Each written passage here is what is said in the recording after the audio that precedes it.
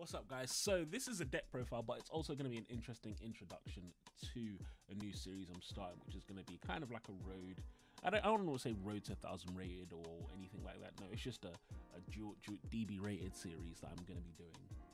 And the deck that I'm going to be going with is going to be Orcust Eldlich. I'm going to explain why I'm doing this series, explain the deck, and then just kind of hopefully you guys get into this as I did, and I just want to get better. Really, that's just the goal, really, to get better on this account. On my other account, I was relatively high rated. I think I got to like top 200 at one point, but I just lost the interest in maintaining it, and also I was dodging a lot of games. One of the things that frustrates me a lot on DB is when people take a long time, and so I end up dodging games, and that tanks my rating a little bit. So I think on that account I'm on like 500 rating at the moment, so I'm not very high at all. But I just thought, you know what, might as well just start from a brand new account, see what it's like. So Orcust Eldlich, I think this deck is really good. I think in the format right now it has a unique position as a relatively strong deck. I think it's definitely the best variant of Orcust.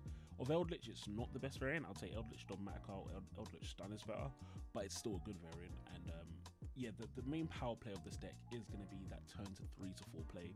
One of the things you'll find a lot, obviously, is you'll find decks that they have a really strong turn 1, turn 2 play.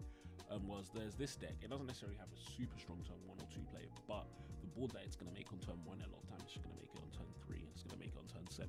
And the ability to keep doing it every turn because of the Orcust loop and because of the Eldlich loop is just really huge and hard for a lot of decks to deal with. Now, there's going to be slight discrepancies because I'm also going to be playing this deck at my locals, and I'll be releasing some videos probably every Sunday regarding that. But what you'll find is that there's 6 cards that are different on here to the decks that I'm playing in real life, and it's really just because of cost. And it's the 6 cards here, so it's 3 Droplet and 3 Prosperity. Those cards are really good for this deck, and they do make it a lot better. But I did go to a tournament last weekend in Liverpool, ending X2-1 over 7 rounds, and in that tournament I didn't have those 6 cards, and the deck still did perform very well. Those cards add a level of consistency to the deck and make it super good at both going first and second. But even without it, you still can play. So the cards I think I replaced them with is like Super Poly, Instant Fusion, something else, maybe Foolish Burial as well, or something like that. But yeah, whatever. But moving on to the list. So in the main deck, pretty standard, we're playing the 2 Golden Lords. We're going to also be playing a very small Orcust package, so the 1-1, the 1 Nightmare, the 1 Simple. I've seen people do different ratios, but my philosophy on this is simple. My goal is just Galatea Crescendo. I'm not trying to do anything special. Not only that, but Orcust can recycle their cards so easily. I'm playing 3 Crescendo, and then they've got the Dinghy and the Gala, and I've got Longius that I never bring them out. So because of that, I can get away with playing such a small Orcust package because none of the cards are ever going to be irretrievable, and seeing them is bad. If you see an Orcust card, it's usually a horrible position. It's going to force you to go into barricade bulk blocker, which isn't amazing. So yeah, definitely small Orcust package. Gearsu, Heart and Soul the deck. This card is insane. It's your 1 card. Zeus is your 1 card. Galatea plus Crescendo. It's your 1 card everything. It just does the whole job for you. So I really love this card, and that's the goal, really. Resolve this as many times as possible because it just gains so much advantage by itself. Then we've got the 1 Scrap as the other good normal summon. It's another solid normal summon. Now this probably could change. You could play an arm or something or whatever. It just happens to be Scrap. Everyone seems to be picking Scrap for some reason. I don't know specifically what it is about Scrap Recycler that makes them pick that, but it is a good card. Yeah, definitely I think it's worth having that extra normal summon. It does come up quite a bit. Then we've got the 3 Foolish Burial good, so this is great. You're going to be sending Crescendo, or like I said, we're playing 3 Crescendo, so you can afford to send 1. However, a lot of the times you don't need to send Crescendo if you've got your Orcust starter, so you'll send the Eldlich card instead. So this card is just huge. I mean, seeing it, if you see Foolish Burial, you know that you've got a great hand. Pretty much no matter what, you would have to draw maybe both the Wand and the Nightmare, but even if you did, for example, you could still discard 1 by sending the Crescendo, blah blah. Anyway, yeah, whatever. Foolish Burial good's amazing card in this deck. Then we've just got a Power 1. I was Upstart, Reborn, Call by, Cursed Land. So initially when I was playing this list, I didn't have this card, but I decided to put it in because I realized that the strength of my deck, like I said, is those repeatable loops that the deck can put up every single turn. And so this card contributes to that. It allows me to keep putting down my Huacaros, keep putting down my Conquistador. Another thing I found out is that the effect to send a card to grave, I realized that it's actually not a great one, and that's the effect when it goes to graveyard, and I rarely use it now. I realized that one of the big strengths of Eldlich obviously is your interaction, and you've got 6 interactions in this deck. I'm playing 6 of the Golden Lens. You don't want to waste one just to get an Eldlich on the field unless you're really, really behind. So most of the time when this goes to the grave, I actually don't use this effect. because I don't want to waste a banish or waste a pop just to get a Scarlet if my options really. I have to be in a horrible position really to do that. So yeah, but yeah, Curse Eldan, it's a pretty good card. I do like it. The effect of not being able to attack with zombie monsters, I can't lie, I've forgotten it quite a few times. But yeah, that effect is actually quite frustrating. It does cause issues for you. Then we played 3 Scarlet. I was originally playing Black Awakening. I just don't think it's worth it. You don't need it, especially in a variant like this. It's just, it doesn't do much for you. Your deck is pretty much consistent without it. But if I was playing, for example, I think in the other variant, I think I am playing 1 Black Awakening just because I haven't got these cards, so I need that for a bit of extra consistency. But yeah, Scarlet, an amazing card. Then we've got the Conquistador and the Huaquero.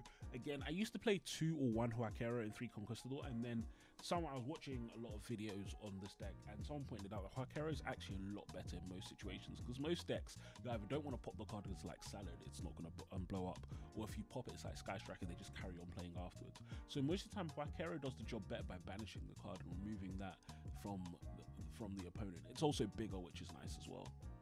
So yeah, definitely playing the Huaqueros and the Conquistador. Then 3 Crescendo, this card is insane. This and Gearsu basically is the power plays of this deck, because Gearsu leading you into the Crescendo. I mean, this basically negates everything. It just negates everything, which is so good. And then the next time it's an extender, locking you into Dark Machines literally matters not, because you're playing mainly Dark Machines, apart from your Golden Lord, which doesn't matter because you can play with him on the opponent's turn anyway. So yeah, this card is just so insane, so insane. That's why I play it at 3. There's no reason why I wouldn't. If I had a way to recycle it, I almost certainly would play it if there was a consistent way to recycle it as well.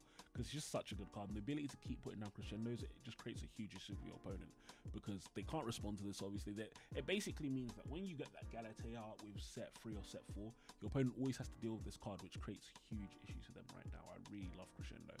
Then we've got the 3 Strike, just a generic trap. I did see some people playing Torrential. I don't really like Torrential personally, just because my problem with Torrential is that it's rare that people are going to play into it, especially in the meta decks. They rarely have to play into it properly, and so that just makes it less attractive to me.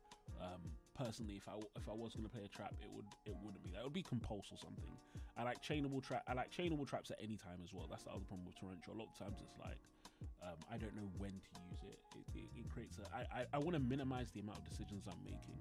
Like I said, I don't know if I said sorry, but one of the reasons I picked Orcust Eldlich is because it's a simple deck. I used to play League, and in League I'd pick characters like Garen and Annie and stuff because they're simple characters to play. And it's the same in this. I want to play a simple deck where I'm minimizing the amount of decisions I have to make relevant to my deck, and I can focus all my decisions on my opponent. And so if I'm playing Torrential and I'm now trying to think, oh, do I do it when he normal summons the Keras, or do I wait potentially if he has a Bulbo, or blah blah. I don't want to do that. I just want to have easy, simple decisions to make, and Solemn Strike achieves that for me better than Torrential, which is why I don't really like playing it. It isn't a bad card, I just think it's adding an extra dimension, and therefore it's going to reduce the quality of my play.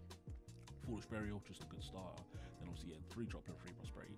Prosperity is an insane card. I mean, obviously, just the consistency it adds to this deck is really what pushes it over the top, especially on DB. But you can play this deck without this. I have played this deck quite a bit without this in real life, and it still does the job. Like I said, Super Poly, the reason why I place Forbidden Droplet Super Poly is because Forbidden Droplets' real strength is the ability to pitch cards from the hand, and that's what it's really doing for you in this deck. Super Poly achieves the same similar things, and it deals with the hardest decks to go deal with going seconds, and that's things like Drytron and like the Dragonite combos and PK Fire. Decks like Tri Brigade, you're not struggling with going second anyway. You have Twin Twister, for example, for them. Now, side deck. My side deck philosophy in this deck is really survive. That's all I care about. I just want to survive to turn 3, because I know that if I survive to turn 3, I will almost certainly win in every matchup, which is why my record is so good so far.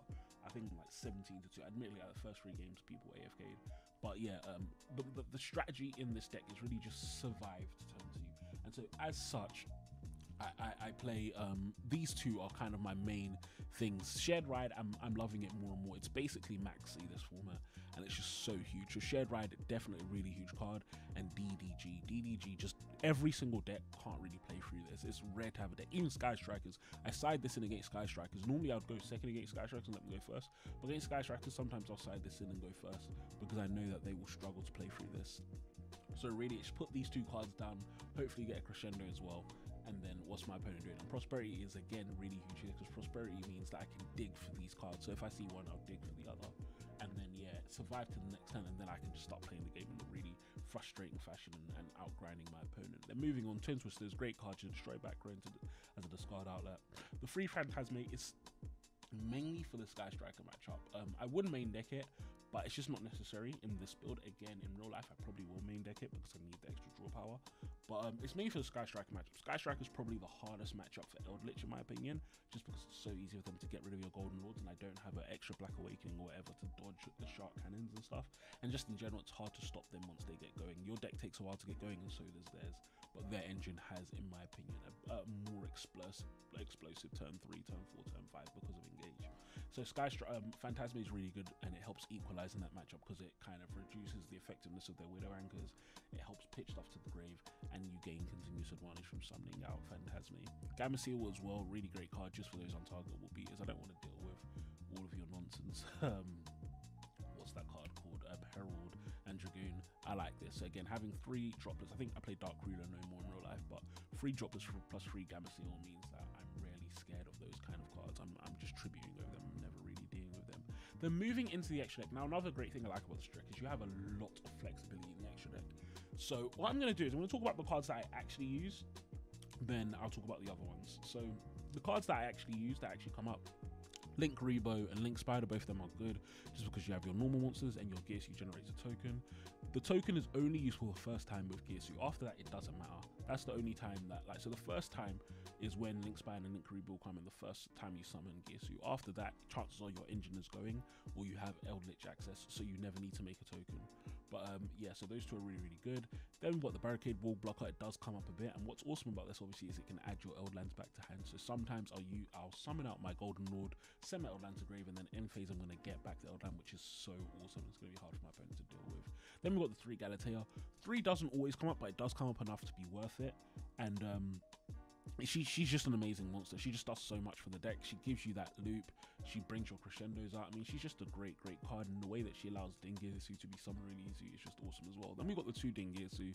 Dingirsu, just a great card. I mean, one of the strengths of Orcust, in my opinion, that it's always had is the ability to out threats all the time. You can out virtually any threat with Dingirsu, which is great. He also recycles. In the late game, you're going to be using him with Symbol instead of using him using his send a lot of the times. You're going to be just adding symbol. One of the things that I've learned, and you'll see in one of the games, is that I realized that sitting on Dingirsu is also a lot better than sitting on Galatea in certain matchups. One of the best examples is Cyber Dragons. And Cyber Dragons, you rarely want to sit on Galatea because they're just going to suck it up with their Chimera tech. So it's better to just sit on something like Dingirsu or in Heroes, for example. Decks that don't have a lot of negation but have a lot of destruction, you just sit on Dingirsus instead, and it's so hard for them to out it. Pain Gainer, this card is insane and so underrated. It's basically just another free board wipe or free material for your Zeus. Basically, this means that if I ever have to crash my Dingirsu, so if they have an attack position monster and I need to crash into that to get the attack for the Zeus, Pain Gainer means 2 things. I can either pop that monster, or the fact that I have to attach for Dingirsu doesn't matter because I still have an extra material. So yeah, Pain Gainer, it's just a really good card, and I love it. I really like it. I was considering 7 Sins, so I can occasionally get a full material Zeus, but so far it's never felt like I needed it. But I may do. I may try out at some point. And then Zeus, obviously, Zeus is just a really insane card. Now I'll talk about the other cards, and these tend to be my prosperity targets. So that's Access Code Talker, Masquerena, the Nightmares, Long Gearsuit, and then usually it's one of these. So I'll need one, I won't need the other, basically. Either the Link Spider, Link Rebo. Now, Access Code, it's a great card, but it just doesn't come up. You can link climb in this deck, but you just rarely need to. I've tried to force myself to bring it out, and you'll see later on in like a week or so where I actually force myself to bring out Access Code Talker now to try and finish games and stuff, but you just really don't need it. It's not a bad card, but it just doesn't come up for this deck. This deck doesn't have trouble putting damage on the board. Masquerena, again, you're not playing with Babble in this deck. You're very rarely I'll bring out Nightmares, but Masquerena, it's rare that I'm putting stuff materials on the board to get them sucked up by Masquerena. No, I'm playing slower in this deck, I'm playing more reactively, and so as such, Masquerena becomes less useful. Then the Nightmares, yeah, they just don't come up. Dingy Send plus Conquistadors mean that there's very few threats that I ever need to go into my extra deck, that I need to specifically go into these cards in my extra deck to deal with. Yeah, they're not bad cards, but again, just not coming up. Long Gearsuit, I'm not playing enough Orcust monsters for it to matter. That's really what it comes down to. There's been 1 or 2 games where I have brought him out.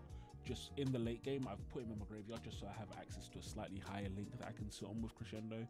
And his effect of not being destroyed by card effects actually came up, I think just last night. Someone tried to pop it, and I was like, well, you can't because of its effect. But yeah, he just doesn't come up enough to be relevant. But anyway, yeah, so that is the deck. Yeah, really enjoying Orcust Eldlich. So what I'm going to do is I'm going to release an episode every few days. I'll try and trickle them out, not too fast. Maybe one every day or one every 2 days.